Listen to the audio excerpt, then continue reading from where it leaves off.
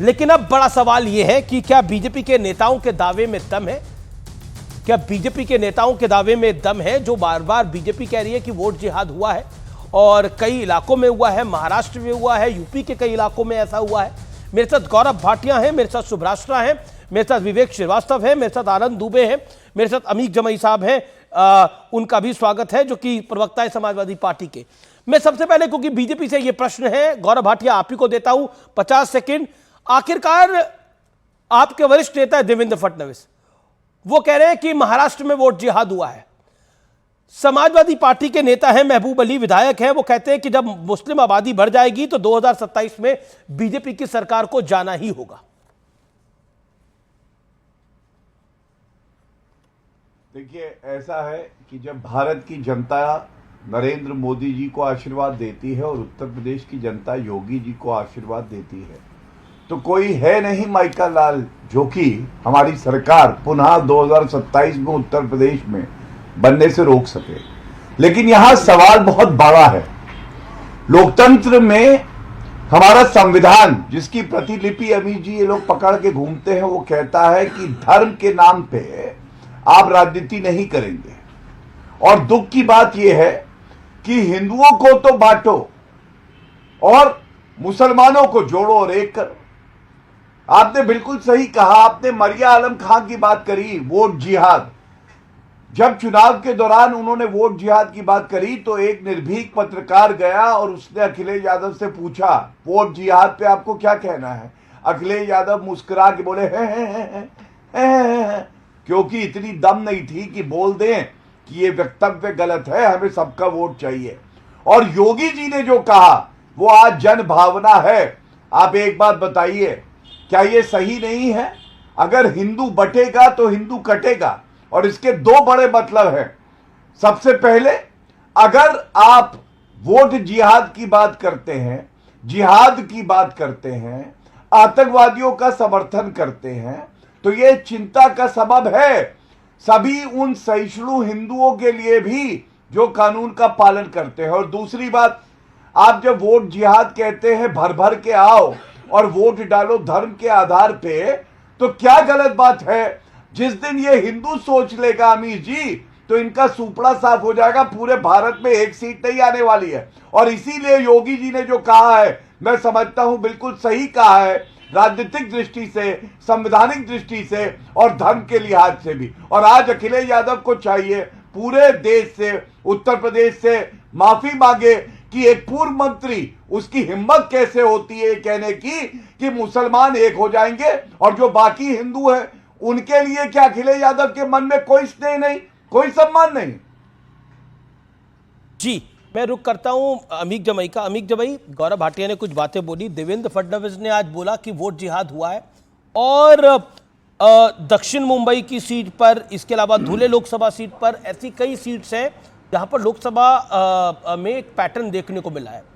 BJP के नेताओं के दावे में कितना सत्य और तथ्य आपको दिखाई दे रहा है? दूसरा, आपके नेता कह रहे हैं कि अब मुस्लिम आबादी बढ़ गई है, 2027 में बीजेपी की सरकार चली जाएगी, इसके मायने क्या है?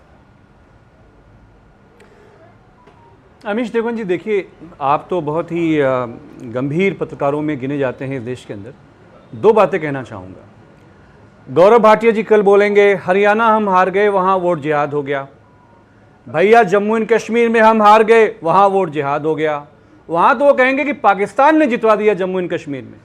हमारा ये कहना है, ये जो हार का सिलसिला है गौरव भाटिया जी, कोई भी जुगत लगा लो, कोई ताकत भारतीय जनता पार्टी को हरियाणा में, कश्मीर में हारने से रोक नहीं सकती है। नंबर 1, क्योंकि आपने कमज़ोरों, युवाओं, महिलाओं, इनके साथ जो आपने ज्यादती करी है, जो आपने जुल्म करे हैं, वो पूरा देश जानता है। किसानों के साथ जो कुछ हुआ है।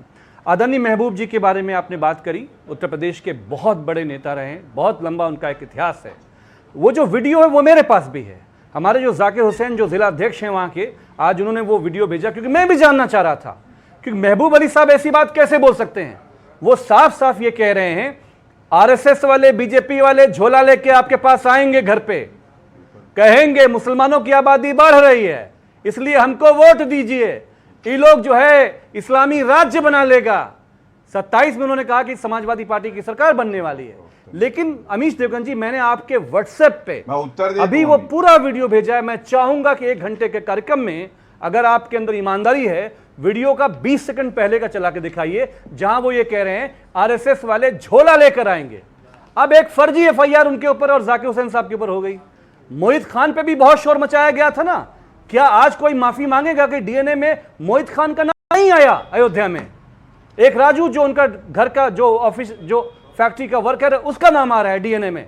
तो क्या आप जल्दबाजी में समाजवादी पार्टी नहीं, पर मोहित खान को क्लीन चिट तो अभी तक नहीं मिली है, प्रशासन ने नहीं दी है। Point number 1। एक सेकंड, गौरव भाटिया। लीगली भी इनको ओके ओके ओके, आपने अपनी बात को रखा। गौरव भाटिया, अब डीएनए आपकी में टर्न है। किसका नाम आया?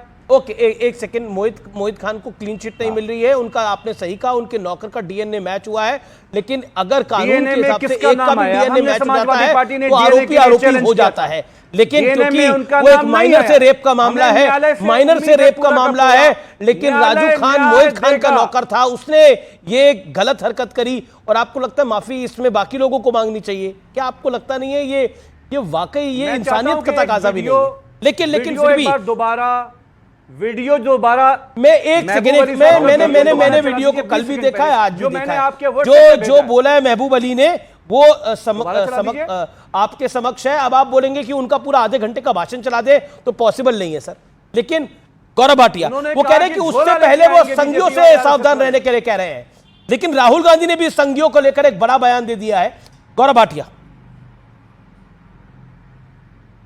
देखिए, सबसे पहले तो डीएनए टेस्ट की बात करी तो मैं पेशे से वरिष्ठ अधिवक्ता हूं, कुछ बता देता हूं, सारे दर्शक जो है वो जानना चाहेंगे। डीएनए टेस्ट करवा लो, वो भी पीड़िता का। राजनीतिक तौर पे अखिलेश यादव जो कि पूर्व मुख्यमंत्री रहे हैं, क्या ये भाषा सही है? पीड़िता को शेमिंग करना और आरोपी के साथ खड़े रहना, आज भी वो आरोपी हैं और हमें तो बीच में ना न्यायालय से उम्मीद है। आप जो रिपोर्ट आई उस पे बोलिए। अभी जी आप चुप कराइए, फिर मैं बोलता हूं। नहीं देखिए, ये विषय अब विचाराधीन है। मुझे लगता नहीं है कि एक माइनर से रेप का मामला है, इसको इस पॉलिटिकल मड स्लिंगिंग में लेके आना चाहिए। मेरा बस निवेदन ये। Okay, make your point Gaurav Bhatia. 40 second left, then Amit Jamai. एक लाइन बोल के जो आज मुख्य मुद्दा है उस पर आ जाता हूं।